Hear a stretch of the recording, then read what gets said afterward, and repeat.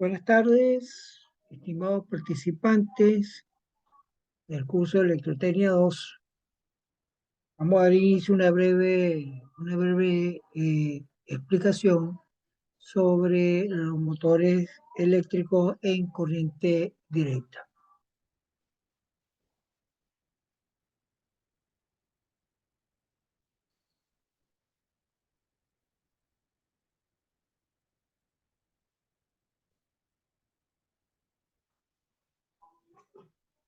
Bien, un motor eléctrico similar a lo que ya estudiamos como los generadores, es decir, lo que es la parte de infraestructura, por decirlo así, interna de ambas máquinas es igual. La diferencia está en que el motor es un dispositivo o una máquina que transforma la energía eléctrica en energía mecánica, que obviamente se traduce en una energía cinética por medio de un eje, ¿ok? Por medio de un eje. O sea, ya todos conocemos el eje principal que tiene cualquier máquina, ya sea generador o ya sea un motor. Esa corriente eléctrica que hace pasar a través de la bobina, que luego vamos a llamarla la armadura, garantiza el movimiento del eje y ese movimiento del eje se acopla o el eje se acopla, ¿ah? Y uno puede aprovechar las distintas formas de la aplicación del motor. ¿Sí? Los motores actualmente, pues en este mundo moderno, tanto doméstico como industrial, son de gran utilidad. ¿Sí? O sea, los accionamientos de máquinas y equipos mecánicos, comúnmente ya sabemos que son accionados por motores eléctricos. ¿Sí? En el campo de la parte industrial, pues la parte industrial se considera que más o menos un 70 o un 80% de la energía consumida en la industria son transformadas en energía mecánica por esos motores eléctricos. En el área de la robótica, por ejemplo, en el área de la robótica es de gran utilidad estos pequeños motores de corriente continua. ¿Ve? La parte de instrumentación y bueno, en lo que se refiere también al complemento doméstico de gran utilidad por nosotros en la vida cotidiana. Las partes básicas de un motor, aquí lo vamos a tener, vamos a discutir un poco en la lámina, las partes gráficas, eh, las partes básicas, disculpen, del motor. Tenemos lo que es la armadura, ¿eh? el, el, el campo, o sea, que se vienen siendo los imanes en caso de que tengan imanes permanentes o electroimanes. ¿Eh? Tengo el inducido o el rotor, tengo el colector, el conmutador, tengo las escobillas, ¿ah? Y tengo un sistema de ventilación mecánico acoplado aquí al eje, como lo estamos observando ahí en la figura. ¿Eh? Entonces, en líneas generales, el motor está formado por la armadura, ¿eh? Hay una carcasa, por supuesto, donde se van a la armadura, el eje, que es lo que tenemos acá, y los campos magnéticos. Los campos magnéticos, eh, como dije anteriormente, pueden ser por imanes permanentes o electroimanes. ¿Okay? El conmutador, el conmutador y las escobillas. ¿Okay? El conmutador consiste en un conjunto de barras de cobre rectangulares montadas sobre el eje y aisladas una de otra, por supuesto, formando un círculo alrededor de,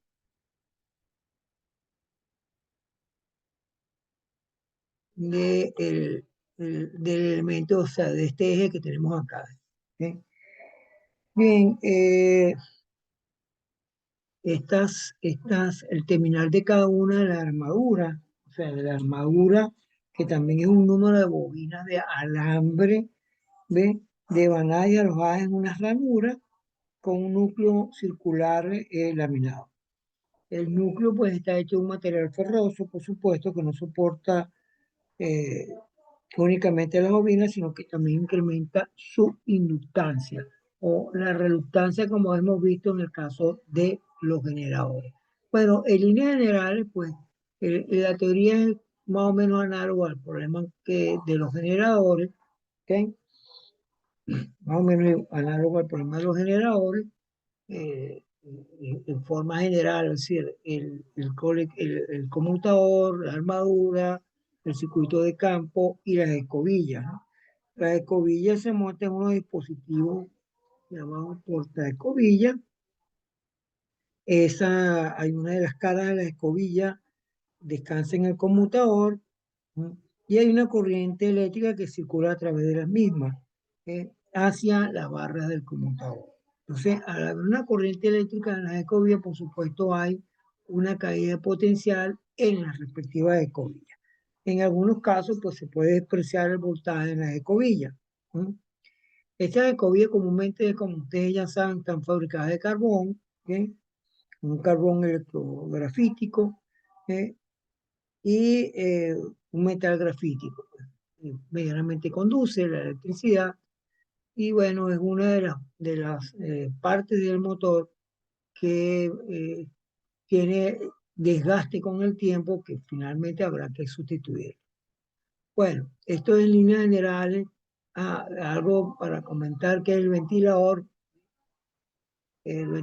por supuesto, es para enfriar un poco, por convención, porque todo va a rotar igual que en el eje.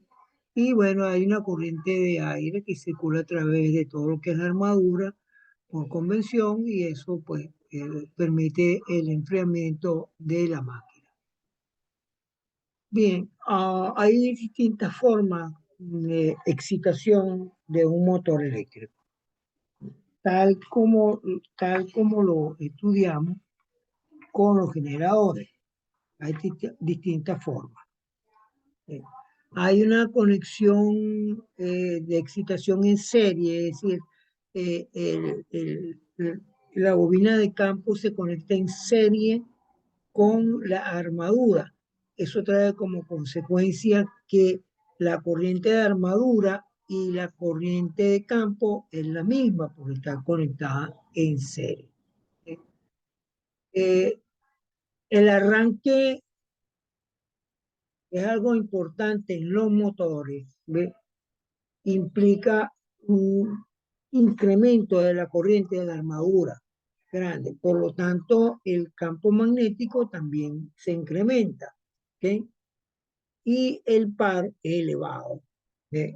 ¿Qué significa el par? El par es el torque del motor.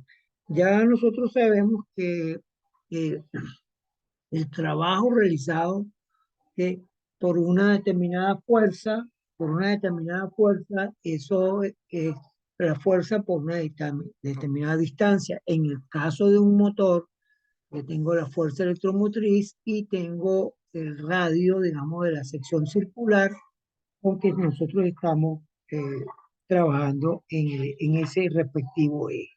¿Ok? Entonces, bueno, eso es una de las utilidades de la conexión en serie, de una excitación en serie en motores, ¿no? Porque genera un par o un torque bastante elevado y por eso tiene su utilidad. Vamos ahora a la otra lámina.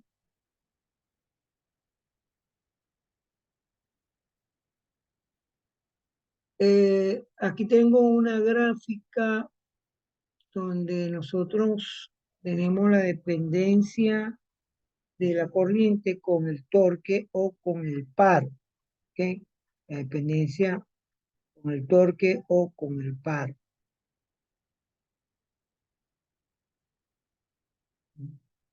Fíjense, en el lado izquierdo de la gráfica aquí tenemos cómo el par, ¿ok? El torque, la medida que va creciendo y en función de la velocidad, ¿ok?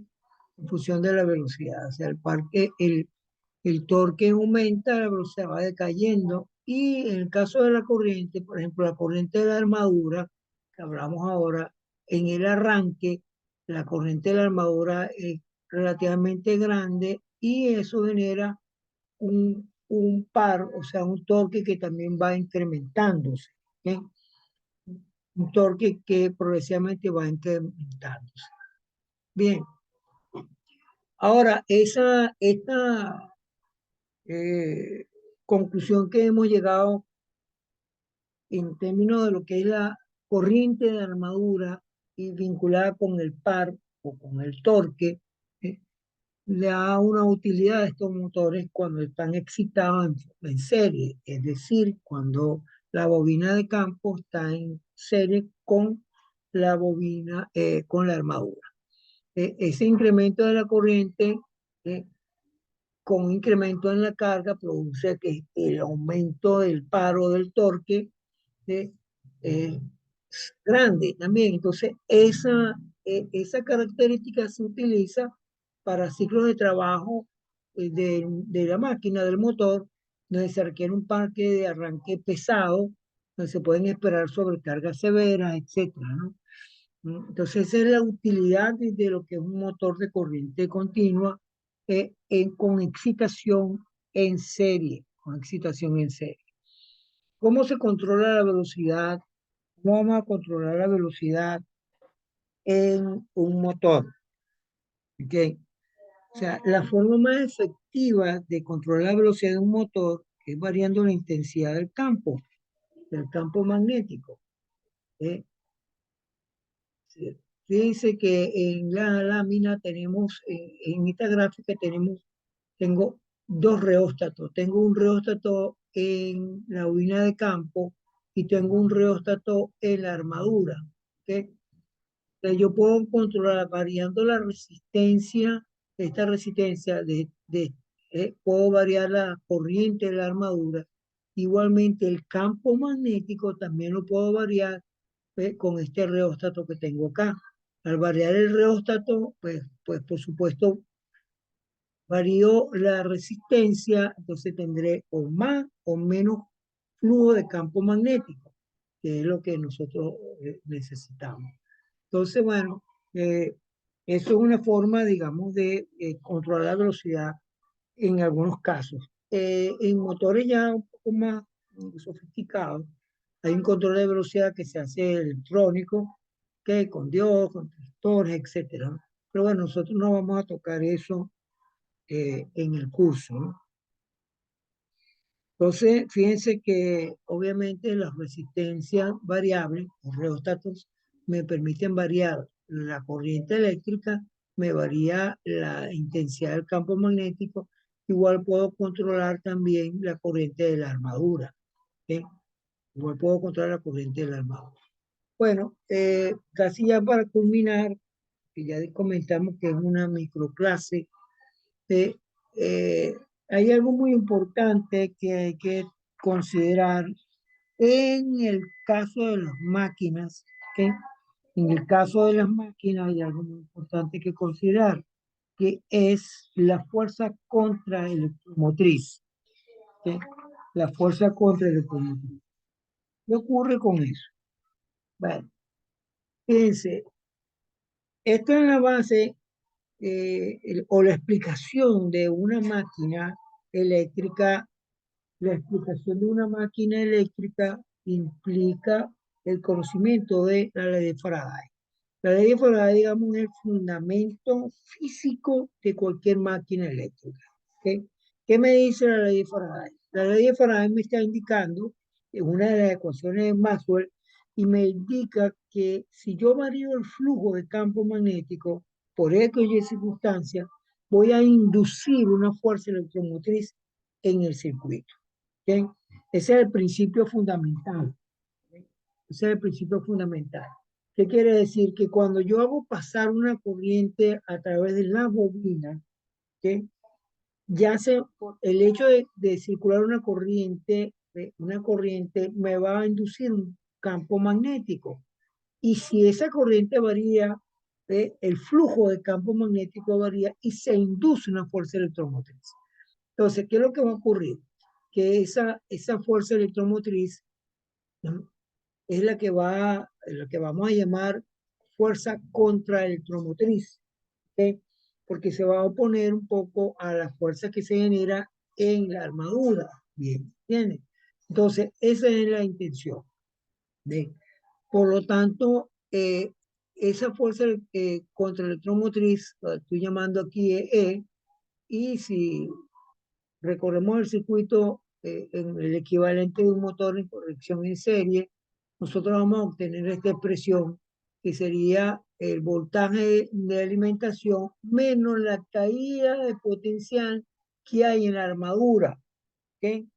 Menos la caída de potencial que hay en la armadura. ¿Ok? Otro detalle importante, en el caso de los generadores, este menos no era sino un más, porque estábamos aumentando la fuerza contra el electromotriz. En el caso de las máquinas eléctricas o de motores, nosotros vamos a tener que la corriente que pasa por armadura, por la resistencia, obviamente, me va a generar una caída de potencial.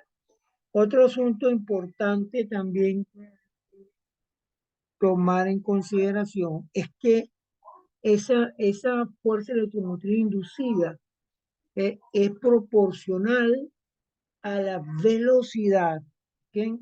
De la velocidad del eje, o sea, en términos de velocidad de rotación, ¿ok? Y es proporcional al flujo, ¿ok? Es proporcional al flujo. Es importante tener en consideración esto. Fíjense, la fuerza electromotriz o la fuerza contraelectromotriz, que en la medida que va aumentando la velocidad, ¿okay?, esa fuerza electromotriz aumenta. ¿Okay? Y si la corriente también va aumentando, eso implica que el flujo de campo magnético también aumenta. Entonces, nosotros podemos escribir, dejar de comentar la proporcionalidad y la convertimos en una igualdad, indicando que la fuerza electromotriz o contraelectromotriz en un momento dado es proporcional a N1. Este N1 es la velocidad en RPM, en revoluciones por minuto, o revoluciones por segundo, del eje y el respectivo flujo. ¿Okay? Si yo por X circunstancia puedo cambiar las condiciones iniciales, entonces tendría otra fuerza contra la electromotriz que viene siendo proporcional también a la velocidad, a la nueva velocidad y al flujo. Bueno, con esto terminamos esta breve explicación y vamos a continuar eh,